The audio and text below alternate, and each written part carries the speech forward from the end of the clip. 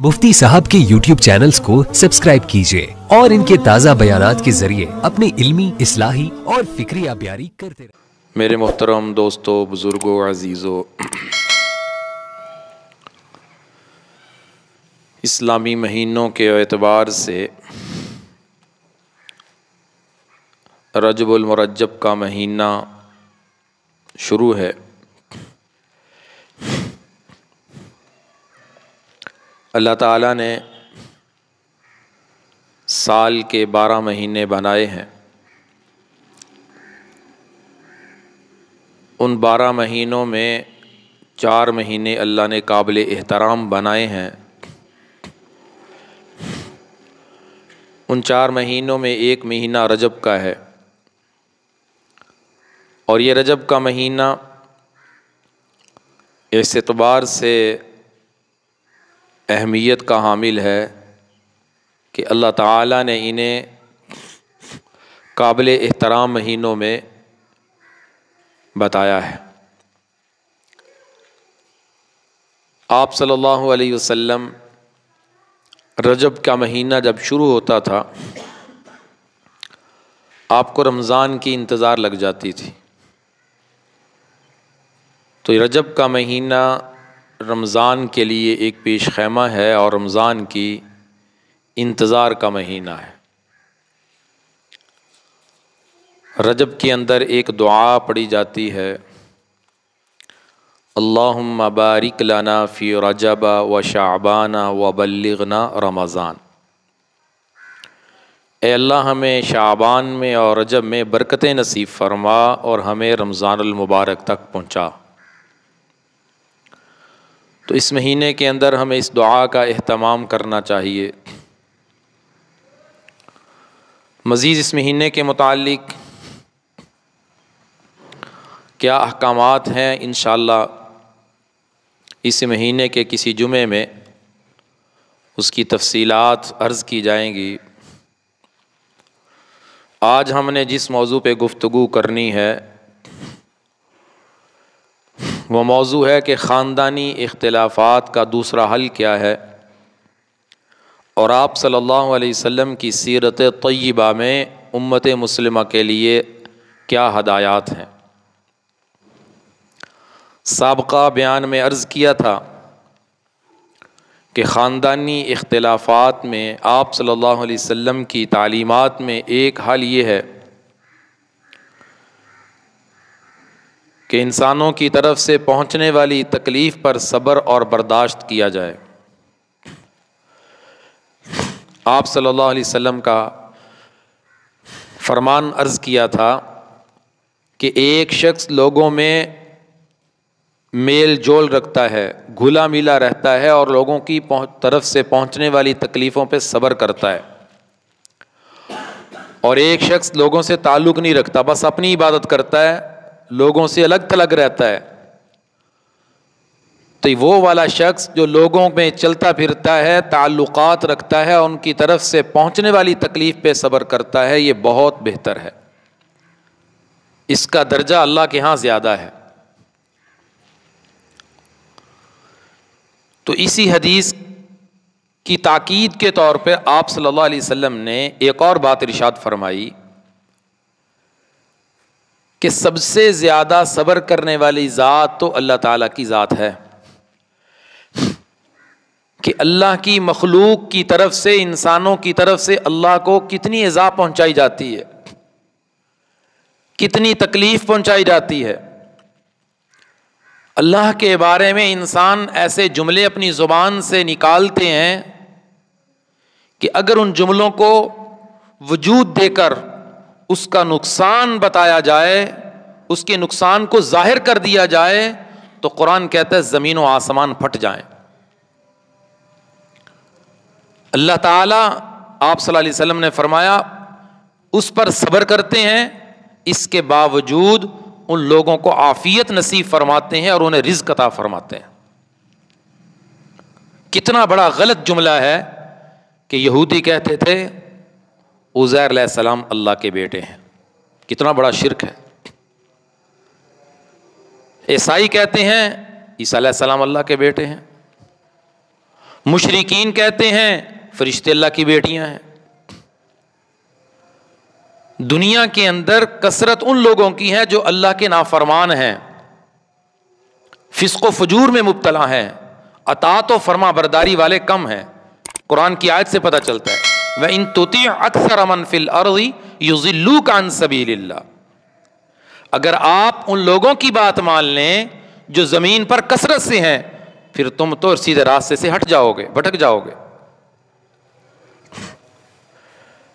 تو زمین کے اوپر نافرمانوں کی تعداد زیادہ ہے، لیکن نبی پاک صلی اللہ علیہ وسلم فرما رہے ہیں اللہ ان کی طرف سے پہنچنے والی تکلیف پر صبر کرتے ہیں، اس کے باوجود انسانوں کو عافیت نصیب فرماتے ہیں، انہیں رزق عطا فرما رہے ہیں۔ تو انسان کو بھی دنیا کے اندر زندگی گزارنے کے جو اصول بتائے، خاندان میں رہنے کے جو اصول بتائے، جو ہدایات دی گئیں، ان میں پہلی ہدایت یہ تھی کہ صبر اور برداشت کے ساتھ وقت گزارے، تو خاندان ٹوٹنے سے بچ جاتا ہے، آپس میں تعلق اور محبت کا رشتہ برقرار رہتا ہے۔ اور دوسرا عمل جو آپ صلی اللہ علیہ وسلم کی سیرت طیبہ سے امت مسلمہ کو ملتا ہے، وہ یہ ہے کہ تم کسی کی طرف سے تکلیف پہنچنے پر صبر کرو، اور فرمایا معاف کر دو اور درگزر کر دو۔ یہ دوسرا حل ہے۔ اگر معاف کرنے والا اور درگزر کرنے کا جذبہ انسان میں نہ ہو تو انسان کے لیے دنیا کے اندر لوگوں سے تعلقات رکھنا مشکل ہو جائے گا، کیونکہ انسانوں کی طرف سے جب تکلیف پہنچتی ہے، انسان کو حکم ہے کہ اس پہ صبر کرے۔ صبر تو اس نے کر لیا، اب اس کے سامنے دو راستے ہیں۔ صبر کرنے کے بعد دو راستے ہیں۔ ایک راستہ یہ ہے کہ اس سے انتقام لے لے۔ کس صورت میں؟ اللہ کے سپرد معاملہ کر دے، معاف نہیں کرتا میں، اللہ اسے پوچھے گا۔ تو اللہ کا قانون یہ ہے کہ جب تک جس کو تم نے تکلیف پہنچائی ہے، جس کا نقصان کیا ہے، جس کا حق دبایا ہے، وہ معاف نہیں کرتا، وہ معاف نہیں ہو سکتا۔ قیامت کے دن اس سے بدلہ لیا جائے گا، اسے دینا پڑے گا۔ اس نے تو دنیا میں صبر کر لیا، صبر کرنے کے بعد دو راستے تھے، معاملہ اللہ کے سپرد کر دیا، معاف نہیں کیا۔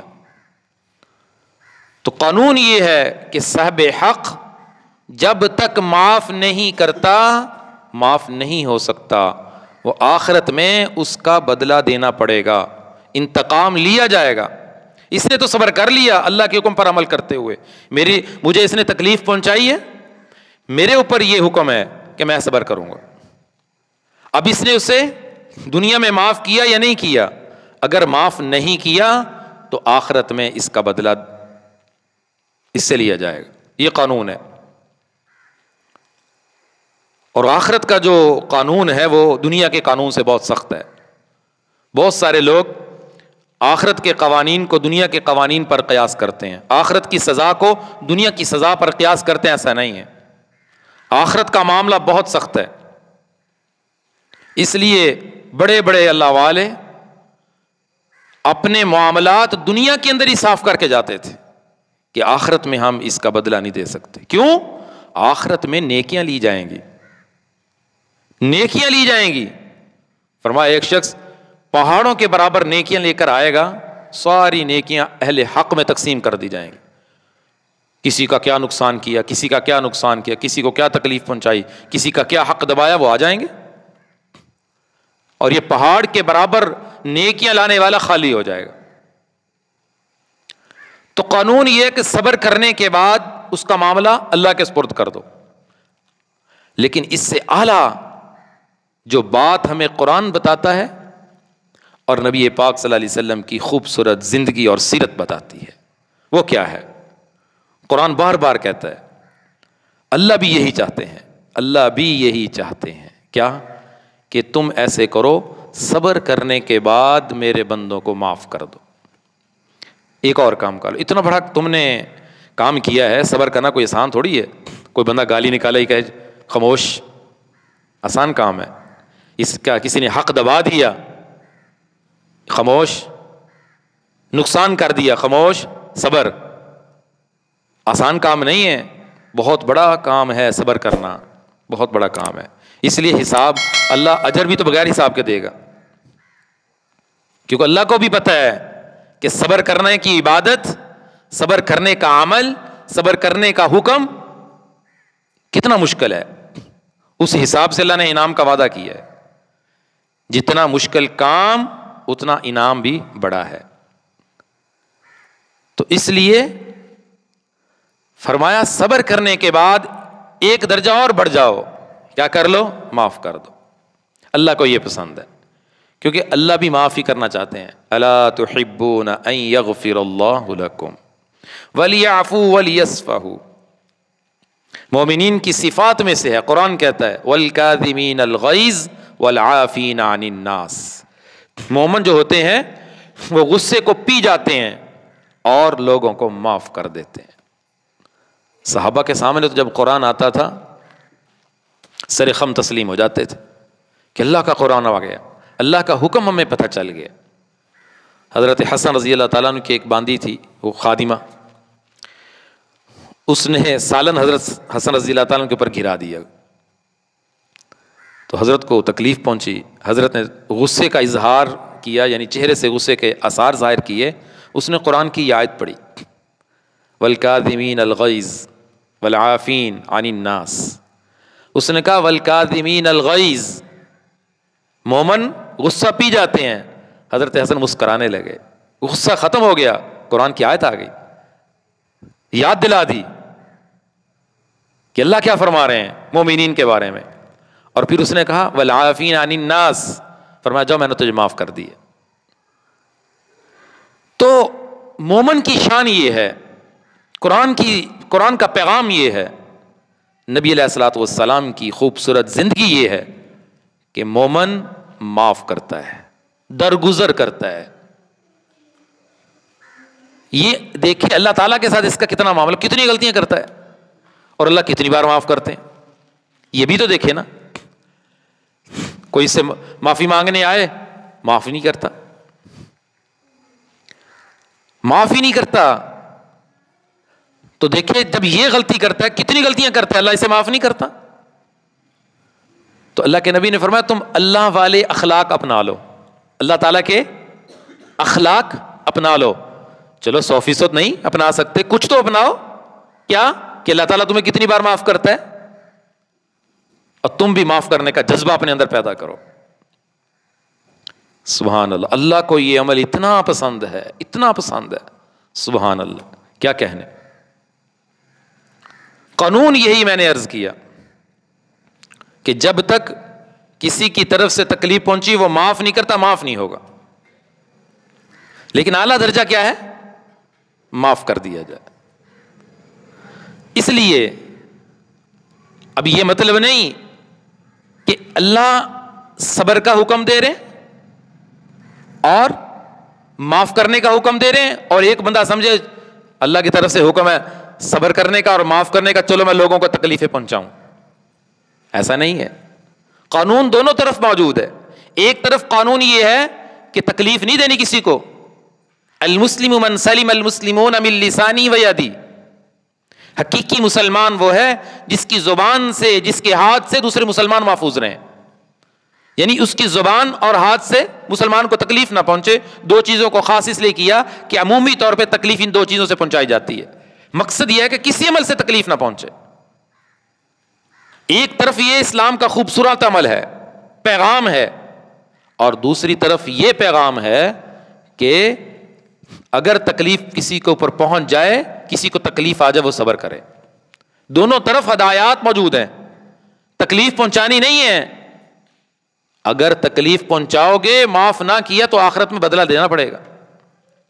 امام ابو یوسف رحمۃ اللہ علیہ بہت بڑے عالم تھے اور اپنے زمانے کے اسلامی حکومت کے چیف جسٹس سے، قاضی القضاء کا عہدہ تھا ان کے پاس. ان کی فقاہت، یعنی فقیہ تھے، بہت بڑے عالم تھے، یہ تو مشہور ہے، لیکن وہ اللہ کے ولی بھی تھے. رات کو 200 رکعت نماز نفل پڑھا کرتے تھے.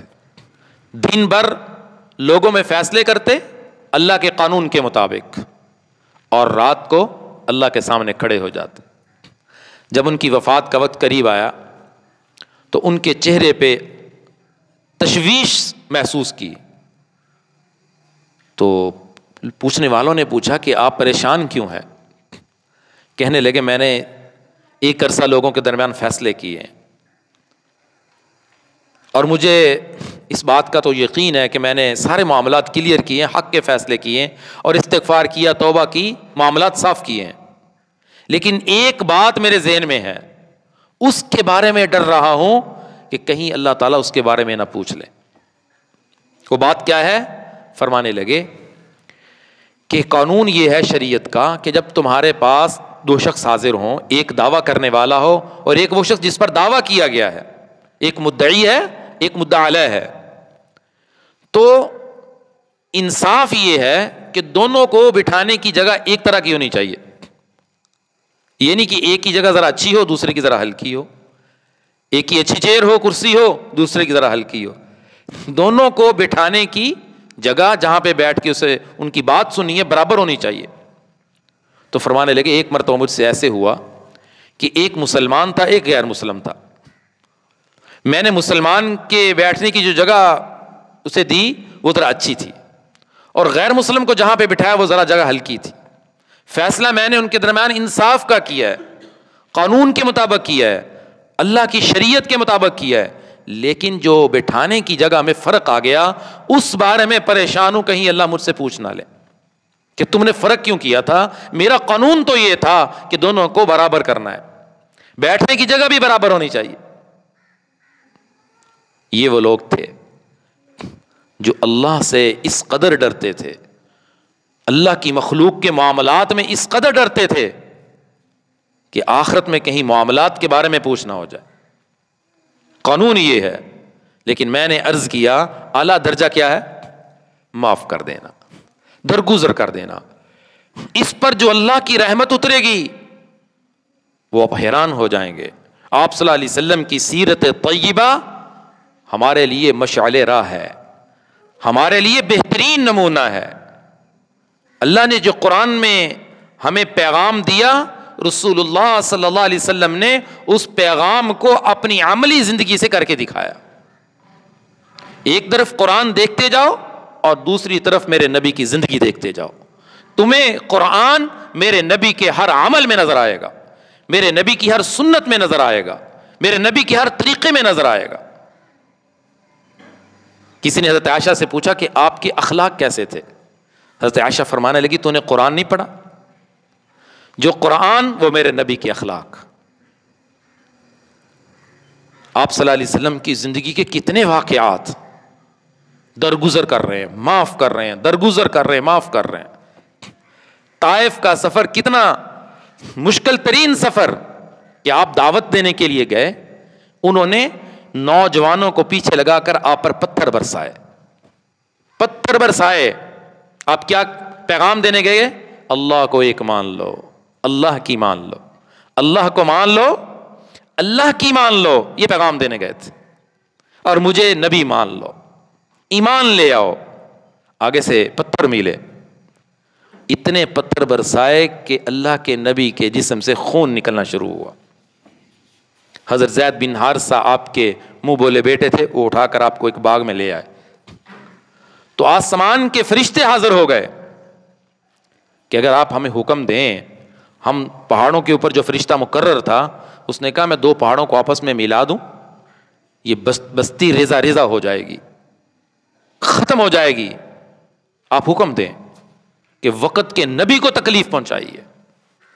اللہ اپنے نبی کی تکلیف کو کیسے برداشت کر سکتا ہے؟ اللہ نے قرآن میں فرمایا جو میرے نبی کے ساتھ مذاق اڑاتے ہیں، انا کفیناک المستہزئین، میں ان کے لیے خود کافی ہوں.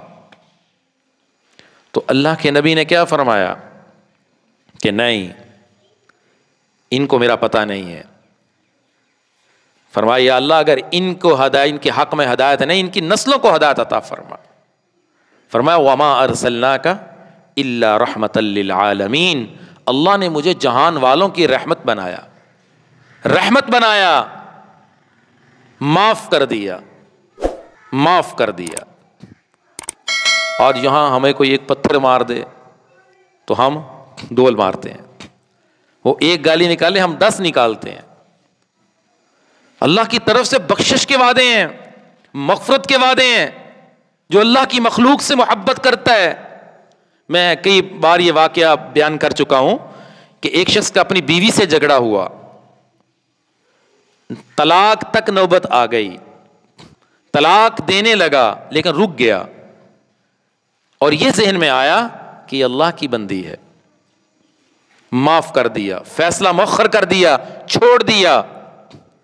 فرمایا اسی عمل کے اوپر اللہ نے اس کی بخشش کر دی، اللہ کی رحمت اتری کہ اس نے میرے بندی کے اوپر شفقت کا معاملہ کیا ہے.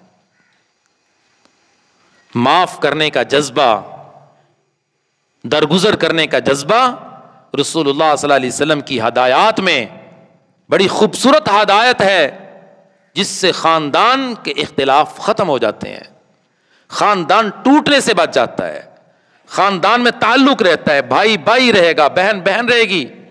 اللہ نے رشتے بنائے، تم ختم کرنا چاہو ختم نہیں ہوں گے، لیکن رخ چینج ہو جائیں گے. تو اس زندگی کا کیا فائدہ کہ 50 60 70 سالہ زندگی، ساری زندگی بھائی سے ناراضگی، بہن سے ناراضگی، باپ سے ناراضگی، بیوی سے ناراضگی، بچوں سے ناراضگی. یہ کیا زندگی ہے؟ یہ تب ہوگا جب درگزر اور معاف کرنے کے جذبات ختم ہو جائیں گے. آپ صلی اللہ علیہ وسلم کی زندگی کا ہم نام تو لیتے ہیں، اپنے نبی کے تذکرے تو کرتے ہیں، صرف اللہ کے نبی تذکروں کے لیے نہیں، آپ تو خوبصورت زندگی دینے آئے ہیں کہ میری زندگی کو زندگی بناؤ، میری سیرت کو سیرت بناؤ. لقد کان لکم فی رسول اللہ اسوۃ حسنہ، معاف کرنے کا جذبہ پیدا کرو. ہمارے بزرگوں میں ایک اللہ والے تھے، حضرت میاں نور محمد جھنجانوی رحمۃ اللہ علیہ، حاجی امداد اللہ مہاجر مکی رحمۃ اللہ علیہ کے شیخ و مرشد تھے. اللہ پاک کا ذکر بہت کیا کرتے تھے، اللہ کے نام کے ذکر کا بڑا شوق تھا، ہر وقت زبان پہ اللہ کا نام جاری تھا. دکان پہ سودا لینے بھی جاتے اور ذکر میں مصروف، چیز بتا دیتے، جب پیسے لینے کا وقت آتا دکاندار کا تو اس کے پاس ان کے پاس ایک تھیلا ہوتا تھا، وہ آگے کر دیتے، کہتے خود ہی سے نکال لو جتنے آپ کے بنتے ہیں، تاکہ اس گفتگو میں وہ ذکر کم نہ ہو جائے. اتنی دیر ذکر کرتا رہوں، اگر کوئی تکلیف پہنچاتا، نقصان ہو جاتا، معاف کر دیتے. تو لکھا ہے کہ ایک مرتبہ بازار جا رہے تھے، ان کے ہاتھ میں وہ تھیلا تھا پیسوں، جس میں پیسے ہوتے تھے. ایک چور وہ چھین کر بھاگ گیا، تو حضرت نے پیچھے مڑ کے نہیں دیکھا کہ کون لے گیا، حضرت ذکر میں مصروف رہے اور چلتے رہے، اور اللہ کی طرف متوجہ ہوئے، کہنے لگے اے اللہ میں نے اسے معاف کر دیا، پیسے اس کے لیے حلال کر دیے، اور میں نے پیسے اس کو گفٹ اور ہدیہ کر دیے، میری طرف سے معاف ہیں. بس پھر ذکر کرنے لگے.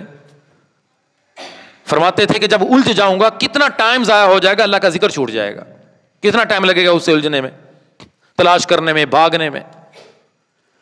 تو چور جب پیسے لے کے اپنے گھر پہنچنے لگا، اس کا اپنا گھر ہی نہیں مل رہا، گلیوں پہ گلیاں بدلتا جا رہا ہے، گھر کی گلی کا جو راستہ تھا وہ بھول گیا.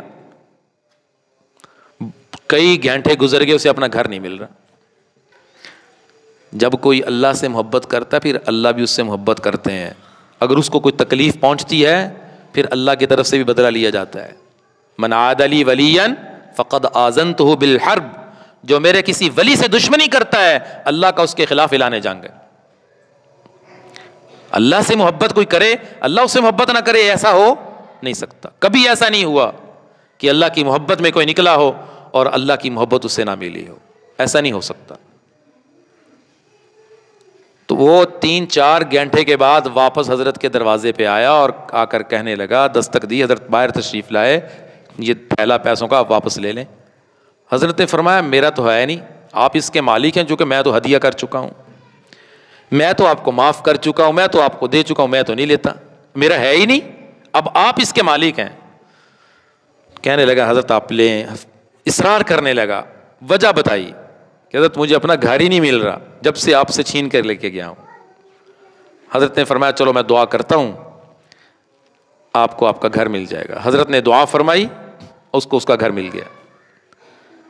یہ جذبات کب ہوتے ہیں؟ جب دل پہ محنت ہو, جب دل میں اللہ کی محبت کی شمع ہو, پھر اللہ کی مخلوق سے محبت ہوتی ہے. تو اس لیے خاندانی اختلافات کو ختم کرنے کا دوسرا حل معاف کرنا اور درگزر کرنا. سابقہ بیان میں نے عرض کیا تھا, پہلا حل یہ ہے صبر اور برداشت کرنا. آپ کا جس محکمے سے تعلق ہے, جس شعبے سے تعلق ہے, ہر شعبے والا, ہر محکمے والا عزم کرے کہ انشاءاللہ صبر و برداشت کروں گا. ایک افسر ہے, اس کے نیچے کتنے لوگ کام کر رہے ہیں, ایک مالک ہے فیکٹری, اس کے نیچے کتنے لوگ کام کر رہے ہیں, ایک گھر کا سربراہ, کتنے بچے بیوی اس کے متحت ہیں. صبر و برداشت کے دامن کو نہیں چھوڑوں گا. دیکھو کیسی خوبصورت زندگی چلتی ہے. یہ بات ذہن میں بٹھائیں. پچھلی مرتبہ میں نے تفصیل سے اس بات کو عرض کیا تھا کہ ہر انسان دوسرے کی طبیعت کے مطابق نہیں ہو سکتا, ہر بندے کا مزاج مختلف ہے.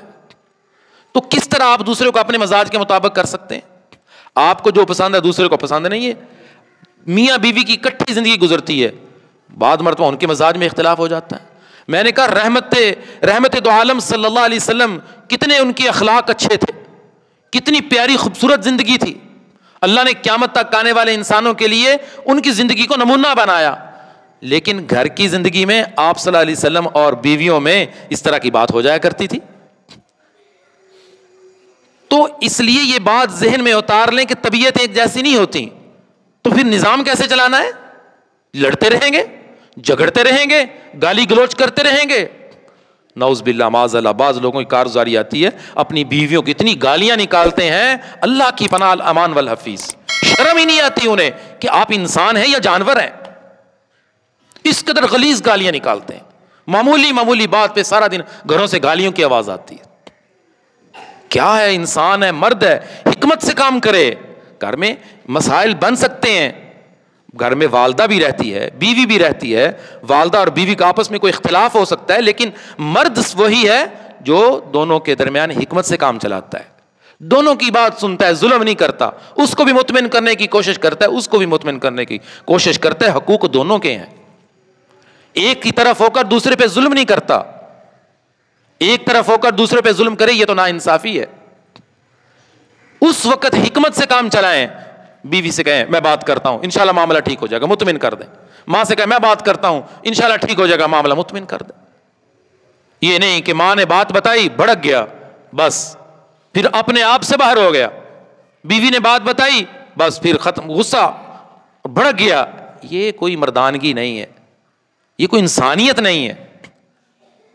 آپ صلی اللہ علیہ وسلم کی تعلیمات ہمارے لیے ایک پیغام ہے. اس لیے اختلافات کا پہلا حل صبر اور برداشت ہے. اختلافات کا دوسرا حل معاف کرنا اور درگزر کرنا ہے. اور میرے نبی کی زندگی میں یہ دونوں عمل بڑے خوبصورت طریقے سے نظر آتے ہیں. آپ برداشت بھی کرتے تھے اور آپ معاف بھی کرتے تھے.